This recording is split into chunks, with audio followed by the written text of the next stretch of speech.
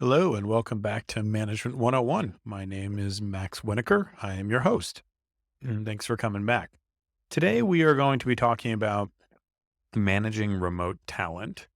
This is a question I've gotten from a lot of listeners, and by a lot, I mean maybe three, which is actually a lot for me, to be fair. And the big question that comes up is, should I be hiring people remotely? And why is it hard to manage them if they've already done so? And so today we'll talk through the pros and cons of hiring remotely, as well as what it takes to be a manager of remote workforce. I will start by just saying I am a bit biased. I am very pro remote workforce. Having a remote workforce, I'm very pro hiring remotely, and I'll talk through why. But definitely, let's start with that bias out of the way. So first, remote work. It's different. It is not better. It is not worse than in person. And here's why. Certainly, all other things being equal, in person collaboration is tremendously helpful.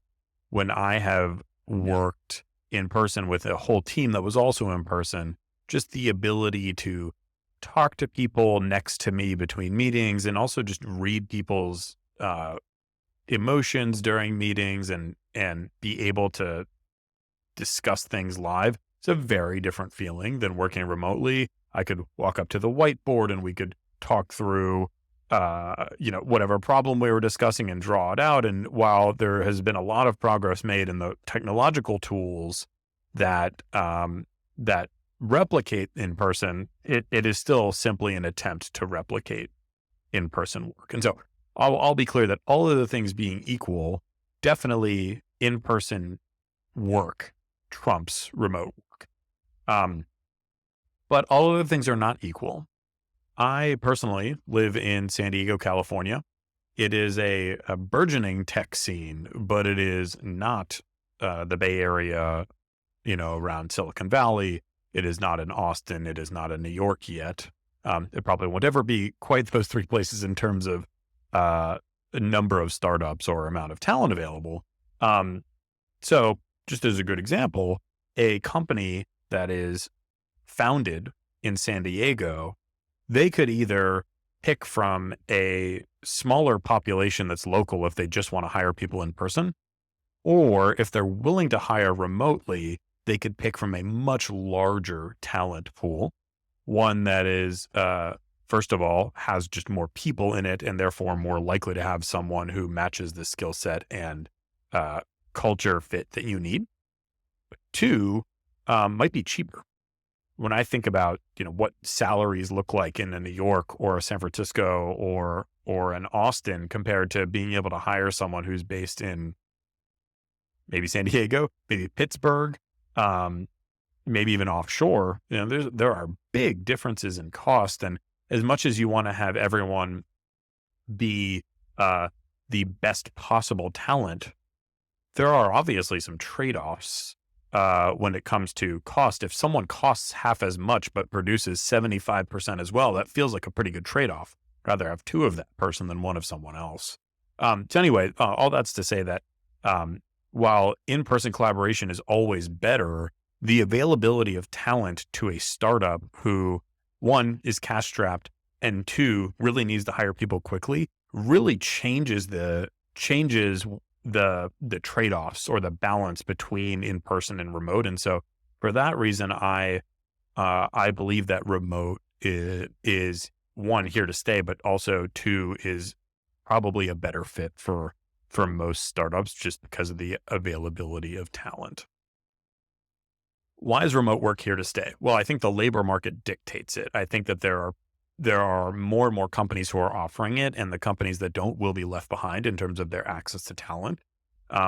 People are better prioritizing their personal lives than they have in a long time, and being in an office from 9 to 6 or whatever it is every single day really creates a lot of barriers to living a flexible personal life. And so I think the labor force demands it. And so I think long term, if a company is pushing for fully in person 5 days a week and is not considering hiring either hybrid talent or talent that is not in the same city, they are almost guaranteed to lose out in the long term. But I will call out remote employees are definitely harder to manage.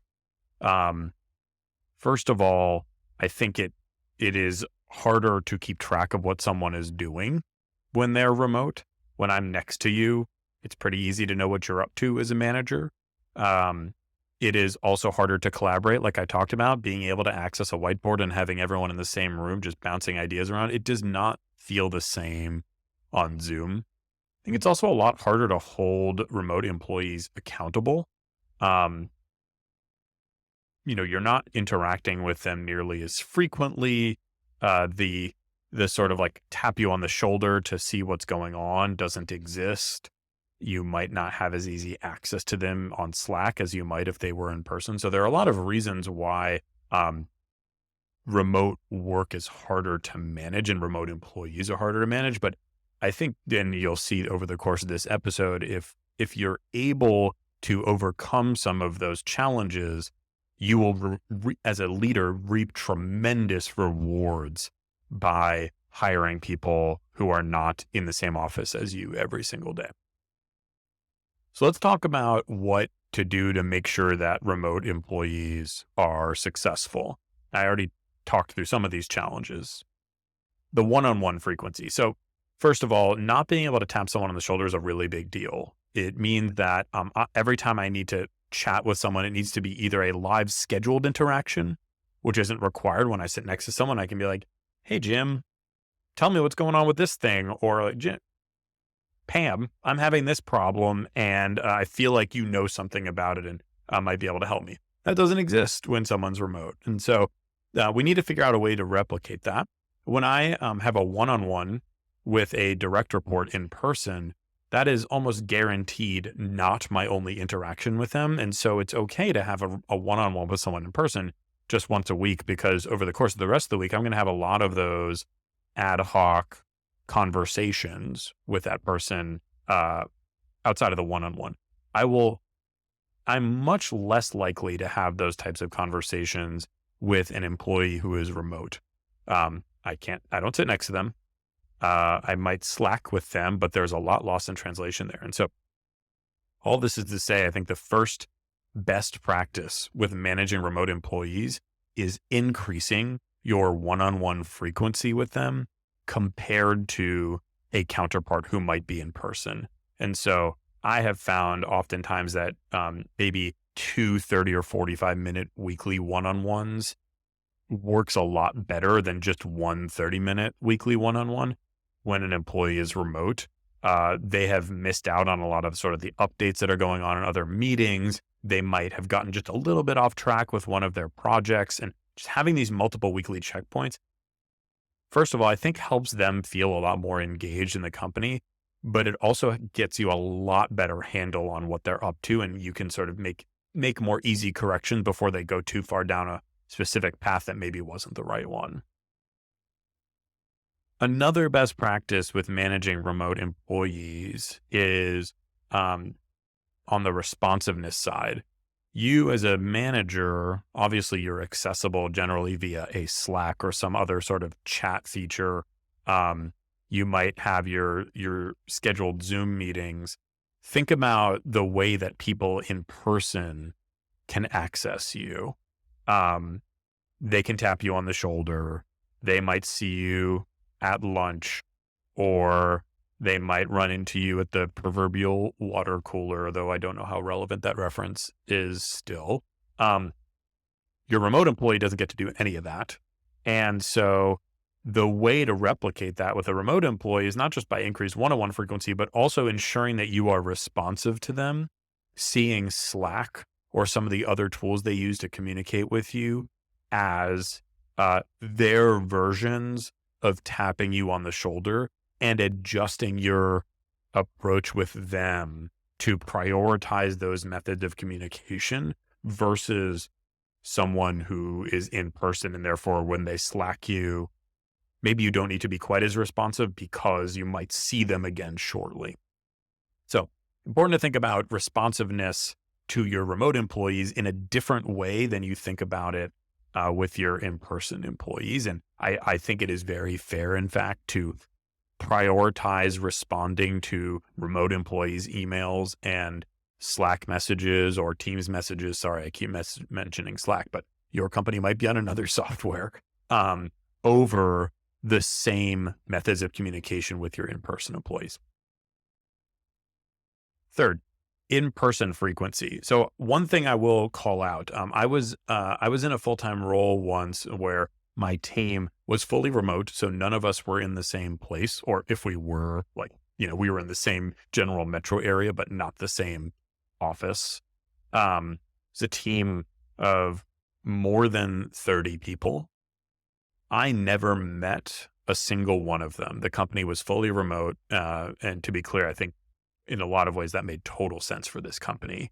We had a very spread out workforce. We had a lot greater access to talent than a competitor in the space who was only hiring in person. Lots of benefits.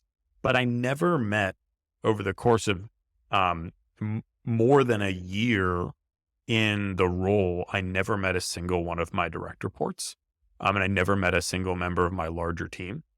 And it was, it created a different feeling than I had ever had with a team that I'd even met just a few times in person.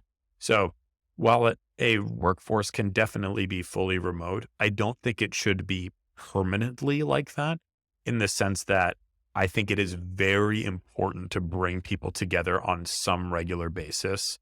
I know the finance people listening to this podcast, meaning like the one finance person listening to this podcast, is probably sitting here being like, that costs a ton of money. And my response would be, that is correct. However, the value, I think, is, while hard to calculate, is definitely significantly greater than whatever that cost is.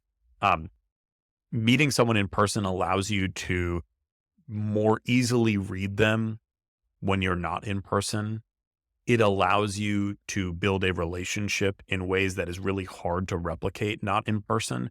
And even just doing it once every 3 to 6 months creates a sense of grounding for your remote employees, creates a sense of community and purpose and togetherness for your remote employees that simply cannot be created in a fully remote environment. And so I don't think this is like, we need everyone in the office one day a week. And that doesn't make a whole lot of sense for someone who's outside of Omaha, Nebraska, and you're based in San Francisco.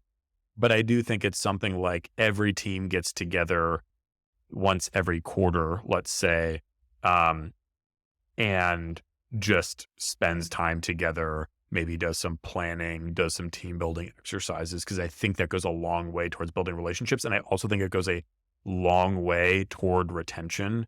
I can tell you, having spoken with many of my former teammates and direct reports who I've worked with in person versus remote, there's a much stronger sense of commitment to your work and your company when you have at least a partial in-person opportunity to work together. And then one other area that I think is important to think about with ensuring remote employees are successful is the engagement with the broader team. So again, the example of being able to chat at lunch or go to happy hours, things like that. Some of those sound a little antiquated, but I do think that they're very common in the startup world today. Those are really, those both create connections for your employees, but they also allow for information transfer, particularly informally, that otherwise just simply doesn't happen for remote employees. And so when I think about some of the biggest challenges I've had with remote employees, it's been in part because their work has not connected very well to the work that their peers were doing in partner functions. And that was because all of their peers were able to talk to each other and sort of like work well together. But the remote person wasn't having those ongoing interactions outside of meetings. And so a lot of their work sort of almost seemed out of context at times because they weren't staying up to date. And so I do think it's worth creating opportunities for the broader team to engage.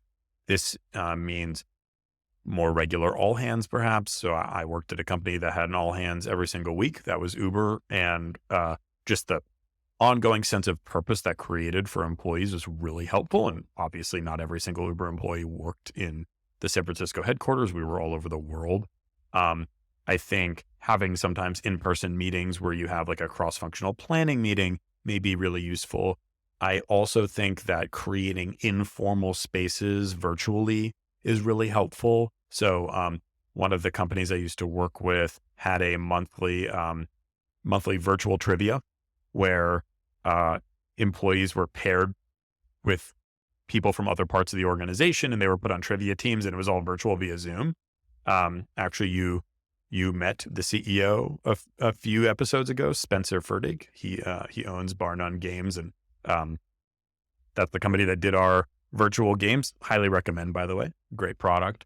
They do not sponsor this show, although maybe I should reach out to him about at least some sort of Venmo payment for this very clear advertisement.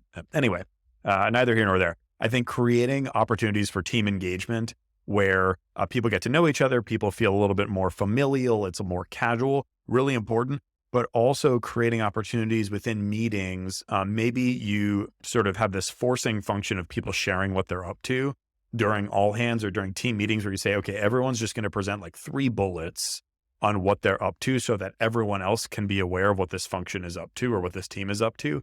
And so even the remote employees get a little bit of that flavor of, okay, this is what is going on in the rest of the team. I should be aware of these things. I should be reaching out to these people, et cetera. Okay, so talked a little bit about why it is hard to manage remote employees, what to do to make sure that they are successful. Another thing that I want to call out is expectation setting. I do think this is a very different practice with a remote employee. An in-person employee comes into an office and gets to see how everyone else operates. That is a forcing function for them. If everyone else is there at exactly 9 a.m., that employee is over time probably going to start planning to be there around 9 a.m. Otherwise, it might be awkward. If every employee typically schedules in-person meetings like on Tuesdays and Thursdays, or like typically gets lunch at a certain hour, you name it. All these cultural norms are very obvious in person. They are not for remote employees. How would a remote employee know when everyone else gets to the office, particularly if they're in a different time zone? Maybe that's not necessarily realistic for them.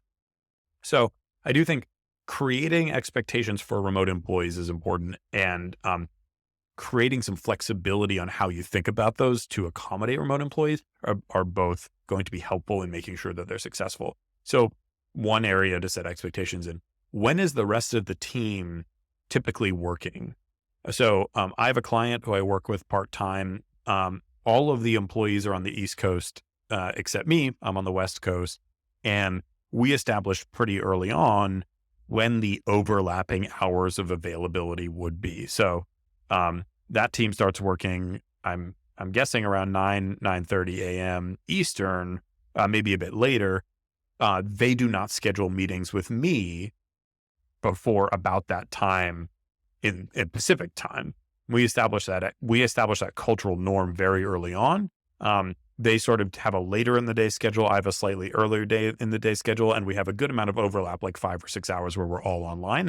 And the fact that that was able to be established up front avoided a lot of problems down the road where maybe I'd be getting the invites to meetings and I'd say, well, I thought I was working different hours, or I'd be sending them invites to meetings at what might be like 9 p.m. their time. They'd be like, what is going on here? I am tired.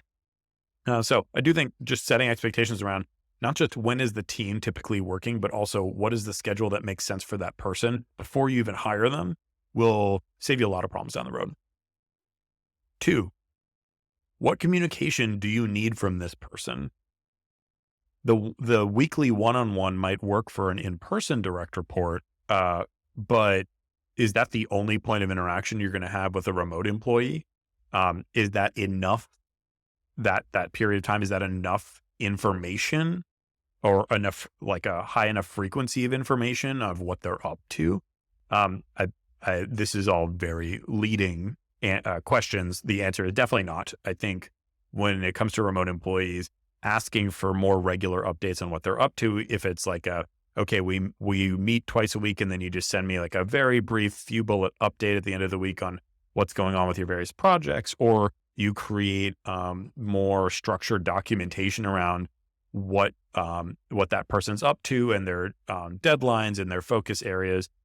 All of that will help that person be more effective and be more impactful, and isn't necessarily all as useful for an in-person employee. So what amount of communication do you need from them? Set that expectation very early on. I have found the like Friday afternoon update email to the boss a very useful one with remote employees, where they say, hey, here's what I accomplished this week. Here's what I'm planning on next week. And then I can get a sense of how that's going over time. Our one-on-one documents tend to be a little bit more built out with due dates and more detail in each project. And between that email and like a twice a week interaction, I'm actually speaking with that person or interacting with that person pretty regularly, even though they're remote. And then the other expectation to set, which I've already talked about, is one-on-one frequency. So again, I cannot underscore this enough. One-on-ones need to be more frequent for employees who are remote. If you're just talking once a week or once every 2 weeks with a remote employee, and you're doing the same thing with your in-person employees, for sure that remote employee is going to fall behind, either in terms of their overall engagement with the company or in terms of their delivery on their work, because they're just not getting the same context that in-person people are. Last section, typical problems that you will run into with remote employees, and some ideas on how to work around them or how to fix them. So the main one that I have run into, and this has been pretty consistent when not setting the right expectations and not checking in on those, has been responsiveness. One of the advantages to an employee of remote work is that they can slot in their work around other commitments in their personal life. Maybe they're at home with a child. Maybe they have doctor's appointments during the day. You can expect on average that a remote employee will be less responsive to you than an in-person employee, simply because there's no forcing function in the same way, right? But if I ping someone who sits next to me and they're still sitting next to me an hour later and haven't responded, one, that's really weird. But two, I can tap them on the shoulder. That is not the case for remote employees. So I think this is a two-way street here. One, I think it's important to expect slightly less responsiveness from your remote employees. One of the reasons they're remote is because they want more flexible work, or very likely that's one of the reasons they're remote. And so I think it's not fair to expect that they are on at every single moment of the day, 100% engaged. Maybe they'll be turning their Slack off to, Microsoft Teams as well, or AOL Instant Messenger, if that's still a thing. Maybe they'll be turning that off to be working on projects so they're not distracted. And you don't get to know that they're doing that necessarily because you don't see that they're doing that. You just see that they're not responding. Maybe they have other commitments during the day. So, I know individuals who have pretty significant health problems who need to work from home for comfort, and they need to go to doctor's appointments maybe, or they need to take breaks during the day. That's all like totally okay if they're getting their work done, but you might not get the same responsiveness from them. And so I think part of this is just expect a lower level of responsiveness and know that it's okay, because they're getting their work done. But then I think the other piece of this is around setting the right expectations on responsiveness. So I think, I'm thinking back to one specific example with a direct report. Had a client of mine who, this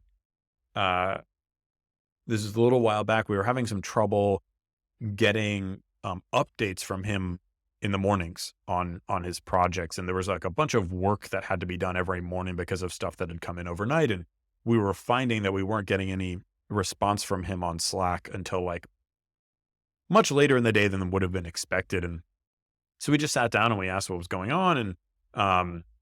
And we reiterated sort of like, this is when the company typically works. It's not expected that you are responsive within 5 seconds, but, generally, unless you're specifically going offline for something that you've communicated in advance, responding within 15 to 30 minutes is appropriate and something we expect from this role. And immediately changed, got a lot faster responsiveness in the mornings, and it was clearly just required a more specific conversation around it, and wasn't a bigger deal than just that, but it required that conversation. And I think that's something to keep in mind with remote workers. Two, we talked about the coordination with other teams. So this is naturally going to be worse for remote employees because they're not sitting next to their counterparts. They're not sitting next to other functions. They can't go to a different floor and just go talk to a team. They have to schedule a meeting, and everyone has very busy schedules and lots of overlapping meeting times. And I just think it's very normal for a remote employee to have a harder time coordinating their work with other teams. I do think that there's an easy way around that, which is to force those interactions. So one of my clients who I'm working with right now, we're all in different locations, and we have a twice weekly team level, like company level meeting with all of us. And then we have twice weekly meetings in the smaller functions that are like 3 or 4 of us. And between that, we are coordinating amongst the group basically every day. So it's a slightly more meeting heavy culture than perhaps the average startup, but it really works well for ensuring that the teams are coordinating, the individuals are coordinating with each other and driving cross-functional work forward, even if they're not in the same place. And then the third item I'll call out as possible or typical problem that you'll run into with remote employees is the quality or timeliness of the work product. So I alluded to some of these examples earlier. It's really easy when you're not getting the right level of responsiveness from a remote employee to also start to see deadlines slip. Maybe, you didn't hear from them today and you were expecting this thing by end of day today, but you hear from them tomorrow morning and they say, actually, I need the rest of the day. And suddenly it's the end of the day tomorrow that they're delivering it, or maybe, things slip pretty easily. I'm sure many managers have run into this, even with in-person employees, but certainly with remote employees is very normal. Same with the quality of work. Like it just gets sent to you, 9 p.m. your time, and they're like, it's done. And then they kind of walk away from it, and you go look at it and you're like, okay, this is not at all what I expected. And then requires quite a bit of back and forth in terms of between you and the employee until you get the work to a good place. I think with remote work, and this is not questioning any remote employee's intentions, but I think it's just, it's a lot easier to not hold yourself to deadlines when there aren't a bunch of people around you. It's a lot easier mentally to deliver slightly lower quality work when there isn't sort of like the person next to you who is going to have high expectations or have a negative response if you deliver low quality work. So I certainly don't blame this on people who want remote work. Like this happens. This is just like natural human tendency. But I think given that that's the case, it's important to figure out workarounds for that. Quality wise, I think this is just a question of, one, setting clearer expectations up front, not just like, this is the output I want, but like the specific bullet points of the output, right? Like if you're saying, I want what's something I work on with companies a lot, a standard operating procedure. It's not just, hey, send me the list of steps. It's, hey, I want steps with screenshots. I want a Zoom recording or some sort of like screen share where you walk someone through it. The more detailed you can get up front with, here's what I want this thing to look like, the more likely you are to get it. I guess that's a general management best practice, but it's certainly very helpful when managing remote employees. And then I think it's also a question of the check-in process. No employee is going to bat 1,000 or, do it right 100% of the time. This is generally true of managing people, that the check-in process is equally as important as the expectation setting, because not everyone's going to get it right every time, and they need to understand. You as a manager need to set these up as learning experiences. That's only doubly true for remote employees, where they're maybe not as easily able to compare their work to others or, get feedback from others around their work. You should be setting up checkpoints where you talk through, okay, here was the project that we just did. Let's talk through what went well, what didn't go well. I want to be really clear with you on like the areas that didn't go well. What needs to be different next time in order for this to be meeting expectations from the very beginning. If you go through that process in a very iterative format, so this might take a few reps on the same type of project, you should be seeing much better results by the third or fourth rep where that person has gotten the same feedback a few times and they're slowly making improvements. But I think being very deliberate about that process when you're not able to sort of have a casual chat about it next to each other, like, hey, like if I'm sitting next to someone and they send me a document that doesn't have all the information I need, I think it's really easy to just turn to them and say, hey, would you mind adding this stuff? And generally speaking, I think it's good to add this stuff beforehand going forward. It's easy. It's not a super intense conversation. Generally will be received well. If you say that on Slack, or if you say that in, like a very formal scheduled meeting, it could be taken a little bit differently. And so, be very deliberate about setting up review time for the employee's work such that there is already a space set aside for it. Okay, so we talked about some of the problems that you run into managing remote employees. I just want to take a step back for a moment and reiterate. I am very pro hiring remotely. I think certainly it takes the right kind of profile. Not every single person is going to be a great remote employee, but also not every single person is going to be a great in-person employee. You as a manager have a lot to make sure that you do effectively to manage a remote workforce. But I just think the access to talent that you simply would not have by hiring just in person cannot be understated. Let's say that there are 1,000 product managers in Austin, Texas, who you could hire. There are easily 10, 20, 30, many more times that number in the broader country, let alone when thinking about other countries. And when you have that larger talent pool, the likelihood that the right person's going to be available at the right time that you are looking for them is just so much higher. So I think you'll hire faster, and I also think you'll hire better talent. And the other piece is there are a lot of people out there who need to be able to work remotely. And when you give them that opportunity, you're getting access to a whole talent pool that even if they were in the same city as you, they would not be working for you. And so it's kind of like a unaddressed opportunity in the marketplace to go after the population of very talented employees who simply need to work from home for whatever reason, or just prefer it. And so when you as a company or when you as a leader open yourself up to hiring remotely, you open yourself up to a world of talent that you would never have access to otherwise. And I think the problems that come with managing people remotely are very easily overcome. The problems that come from a very tight labor market are not nearly as easily overcome. And so when I think about that trade-off, I pick at least the option for remote hiring every single time. All right. That was 30 minutes about remote management and hiring. So thanks so much for taking the time and hope you enjoyed. All feedback, as always, is welcome. Please feel free to reach out.